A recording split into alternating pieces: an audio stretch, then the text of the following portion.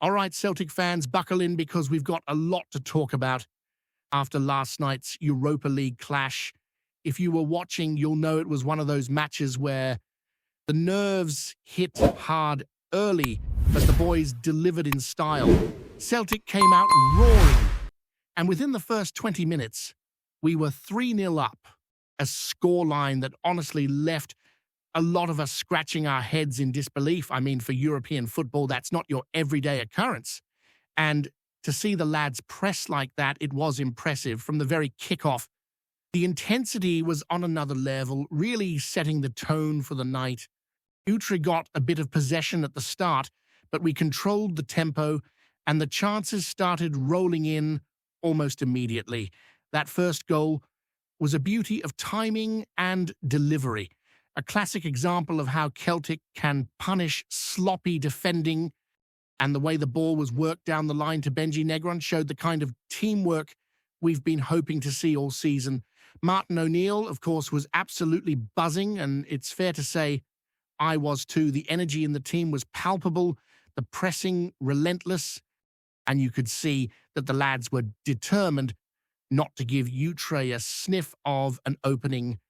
Keenan Tierney on the right was exceptional, really pushing forward, putting in dangerous crosses, and the precision on those set pieces is something we've lacked in the past. And while some might still have reservations about certain players' consistency, there's no denying the knack for finding the back of the net when it counts. And Negron showed that yet again. The second goal, a bit of a gift thanks to Barkas, still speaks volumes about our opportunism. Celtic have this uncanny ability to capitalize on opposition mistakes, and when it happens on a big European night, you take it with both hands. Then there's the third, a penalty that had fans scratching their heads, but let's be honest, in the grand scheme, the boys took it in stride and converted it clinically. Moments like that, controversial or not, test the mettle of the squad, and they passed with flying colours. After that blistering start, the match settled into a slightly more tense rhythm. Utrecht began to find small gaps and started to probe our defence a bit, though nothing too threatening initially. Celtic, perhaps a touch complacent after that early onslaught, allowed a little space, and you could see the game's momentum shifting subtly. It reminded me a lot of past European nights where a strong start can lull you into thinking the job's done, but the opposition is never fully out of it. It's during these phases that mental toughness really comes into play. The lads held their composure for the most part, but you could see those brief moments of casualness creep in, the sort that can haunt you if you're not careful. That's why European nights are always so thrilling. The pressure is tangible, and one lapse can change everything. For Celtic fans, it's a familiar tension knowing that these must-win matches test both the team and a crowd's patience and passion. And speaking of pressure, it's worth pointing out how our squad handled it compared to previous seasons, looking back at similar situations, whether it was young boys or the nerve-wracking nights against Spartak Moscow. Celtic have often struggled to manage that edge, yet last night the lads seemed focused, almost reveling in the challenge. To be 3-0 up within 20 minutes was not just a statement, it was a psychological blow to Utrecht, who, to be fair, weren't the most confident side to begin with. They'd made a few changes, perhaps trying to unsettle us, but Celtic's intensity on the ball and commitment to the press left them with very little room to breathe. From Tierney's relentless runs to Negron's opportunistic finishing, the combination of technical skill and strategic pressing was clear. It's the kind of performance that reminds you why we love European nights, when the atmosphere, the pressure, and the stakes converge to create something memorable. Even when we eased off slightly after the third goal, you could feel that the foundation had been laid and the team had control of the narrative. Now, it wasn't perfect. We did concede twice, and there's no ignoring that. Both goals came from moments of defensive lapses and goalkeeper indecision, highlighting areas that need addressing. Casper, despite making a couple of solid saves, seemed a touch off his game, especially in anticipating shots that should have been more routine. It raises questions about consistency in goal, particularly if we want to maintain our European campaign seriously. Yet, even in those moments, the response was immediate. Austin Trusty's fourth goal, just minutes after Utre's second, was textbook Celtic, a booming header off a perfectly weighted cross, restoring calm and putting the tie almost entirely beyond doubt. That kind of response is what separates good teams from great ones. Trusty's timing, power, and composure were exactly what you want from a defender stepping up in crucial moments. The team didn't panic, and the fact that we could respond so quickly shows both tactical awareness and mental resilience, something that's been evolving under O'Neill's guidance. And then there's the young blood-making waves like Kobe Donovan. It's been a challenging year for him with criticism at times, but last night he showed flashes of brilliance, particularly in the first half. His pace, vision, and ability to link with the midfield made him a threat, and it's exactly the kind of opportunity youth players need to seize. Comparisons to Ralston are inevitable, but Donovan showed he can offer much more, especially when the team relies on him to stretch play and provide those dangerous diagonal balls. Giving young players a stage in Europe is a bold move, but it's paying off. He's adapting, learning, and most importantly, contributing when it matters. In a season with multiple managerial changes, that kind of adaptability and maturity from a young player is priceless. It speaks to the broader culture Martin O'Neill is fostering, one where talent is nurtured, mistakes are lessons, and responsibility is shared across the squad. Of course, the crowd also plays its part. While Celtic Park didn't exactly roar to life last night, there's a sense that the atmosphere could and should be louder. Fans have an enormous impact on European nights, and getting the Green Brigade and the wider support fully engaged could transform not just the noise levels, but the team's performance. The psychology of football is fascinating, and a stadium buzzing from the first whistle can elevate players, intimidate opponents, and turn good performances into dominant ones. It's something the club and supporters need to address quickly if we want to make Celtic Park a fortress once more, particularly as we look ahead to the knockout stages. European nights are about more than tactics. They're about passion, energy, and collective belief, and that's something we haven't fully tapped into yet. Beyond the atmosphere, the bigger picture is shaping up, interestingly.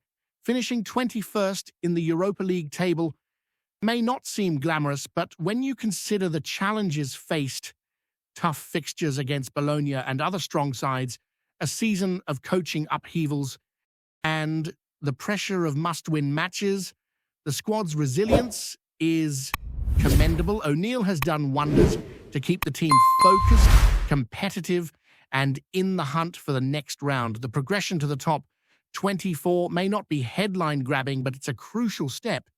It sets up a knockout playoff that promises to test the squad further, with ties coming thick and fast, including an away leg followed by the Ibrox clash just days later. Managing fatigue, focus, and squad rotation will be key, and O'Neill's ability to navigate this period could define Celtic's European campaign. Picking up from there, the conversation around this Celtic side naturally shifts from what happened on the pitch to what it all actually means in the wider context of the season. Because while getting through to the next phase of the Europa League is important, It also exposes the fine margins that still exist within this squad. There is a feeling among supporters that Celtic should be handling nights like this with a bit more authority, especially after racing into such a commanding early lead. Being 3 goals ahead so quickly sets an expectation, and when that control starts to slip, even slightly, it rings alarm bells for fans who have seen this story before in Europe. That sense of unease is not born from pessimism, but from experience, from years of watching promising positions turn nervy far too often. One of the big talking points after the match has been game management. Celtic looked electric early on, pressing high, moving the ball quickly and forcing mistakes. But once the tempo dropped, the structure became looser. Passes started going astray, the midfield lines stretched, and suddenly Utrecht were finding pockets of space they had no right to access. This is where the team still needs to grow. In European football, especially in knockout scenarios, you cannot afford long spells of casual play.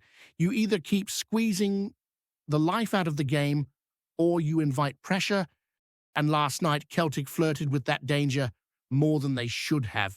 It did not cost them in the end, but better sides will punish those lapses far more ruthlessly. The defensive conversation is another one that will not go away. On paper, the backline looks calmer than it did earlier in the campaign, and there has definitely been improvement in organisation and communication, yet the goals conceded highlight that individual moments still undermine that progress. Too often, opposition players are allowed time at the edge of the box, and in Europe, that is a recipe for disaster. The frustration comes from the fact that these are not moments of sustained pressure, but brief switches off a missed assignment, a half step late. That suggests concentration rather than quality is the issue, which in some ways is even more worrying because concentration is supposed to be the minimum requirement at this level. Then there is the ongoing debate around the goalkeeper. It is impossible to ignore it, no matter how uncomfortable it makes people feel. Casper has shown flashes of reliability, but those flashes are increasingly overshadowed by hesitation, particularly when shots are directed to his left. Supporters notice patterns, and when the same doubts appear week after week, confidence starts to erode. Goalkeeping is as much about authority as it is about saves, and right now there is a sense of uncertainty that spreads through the defense. When defenders are not fully convinced that the man behind them will bail them out, they drop deeper, they hesitate, and that knock-on effect ripples through the entire team. On the flip side, the response to adversity was one of the most encouraging aspects of the night. Conceding a second goal to make it 3-2 could have turned the stadium tense, especially given Celtic's history in similar situations. Instead, the team reacted almost immediately, and that fourth goal felt like a collective release. The delivery, the movement, and the sheer determination to attack the ball summed up what Celtic are capable of when they stay switched on. Austin Trusty's contribution goes beyond just the goal. It symbolized leadership, decisiveness, and a refusal to let the match drift any further. Those moments matter enormously in Europe because they shape belief within the squad. Looking at the midfield, there were positives and frustrations intertwined. At their best, Celtic moved the ball sharply, switching play and breaking lines with confidence. At their worst, they slowed things down unnecessarily, taking extra touches and allowing Utrecht to reset. That contrast is something Martin O'Neill will be keen to address, because controlling the midfield tempo is often the difference between seeing out games comfortably and turning them into endurance tests.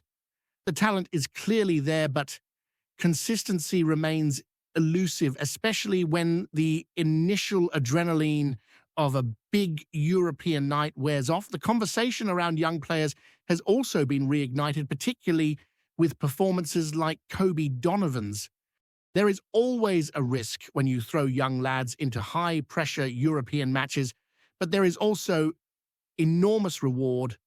Donovan played with the maturity that belied his age, showing bravery on the ball and a willingness to make himself available even after the odd mistake. That mentality is exactly what Celtic need more of. Development is not linear, and writing off young players after a difficult outing does more harm than good. European football should be a classroom, not a courtroom, and Donovan looks like a player who is learning quickly. Beyond individual performances, the atmosphere inside Celtic Park remains a lingering concern. European nights are supposed to feel electric, intimidating, overwhelming for visiting sides. At times last night, that edge was missing. You could hear the away support far too clearly, and that should never happen when Celtic are 3 goals up early on in a major European tie. Footballers will always say they can motivate themselves, but anyone who has played the game knows the crowd makes a difference. Noise feeds energy, energy fuels intensity, and intensity wins matches. Sorting out the issues around supporter engagement is not just about optics. It directly impacts performances on the pitch. Before we proceed, subscribe to our channel and enable notifications to receive all exclusive news about Celtic FC. Don't miss any details about your favorite team. It's extremely important for Celtic FC fans. Shockwaves are rippling through European football circles after whispers emerged linking SÉAMUS Coleman with a dramatic move to Celtic. The story doing the rounds is that the seasoned fullback has signaled a willingness to take a significant wage cut to make the switch happen immediately. A gesture that has only fueled the sense that something big could be brewing behind the scenes at Parkhead. Those close to the situation suggest the talks are still wrapped in discretion, but the mere idea of Coleman entertaining such a sacrifice has set tongues wagging. At this stage of his career, few expected the Irish international to prioritize anything other than comfort and stability, yet sources hint that the pull of Celtic, their stature, and the chance to play a central role in a demanding environment may have tipped the balance. It is being framed less as a financial decision and more as a footballing one, driven by ambition and unfinished business. Inside Celtic circles, the rumor is being treated with cautious optimism.